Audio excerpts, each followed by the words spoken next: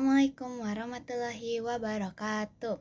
Sampurasun tepat deui sareng simkuring di Chelsea Salsabila dina kalawarta dinten ayeuna. Pamirsa, tomat teh beda-beda teu rea rupana. Di sagedeungeun tomat nu ilahar dijual di pasar tradisional, kiwari aya tomat nu beda tea. Nyaeta tomat momotaro. Hargana kawilang mahal. Eta tomat teh dibudayakeun ku patani Lembang. Tur dierong boga pangaji anu mahal. Tomat teh salah sahiji bumbuahan nu ilahar dijadikeun bahan sayuran atawa sambeleun.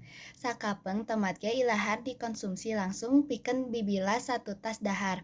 Hargana kawilang murah, bisa dibeli di pasar tradisional. Kiwari aya tomat hasil tina budidaya anyar, ngaranna tomat momotaro. Patani di desa Langesari, Kacamatan Lembang, Kabupaten Bandung Barat, kiwari keur ceuyah ngabudayakeun tomat momotaro. Eta tomat momotaro teh mibanda pangaji anu kawilang mahal.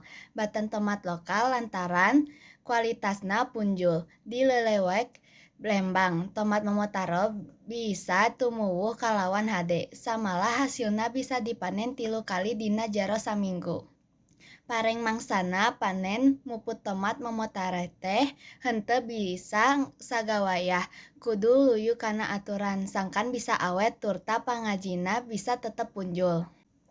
Tina ngaranna geus bisa kataksir yen tomat momotaro teh lain asli tomat ti urang, tapi ti Jepang. Tumuwuhna tomat momotaro kawilang langka di Indonesia lantaran kudu nyaluyukeun jeung hawa katut lingkungan di Indonesia.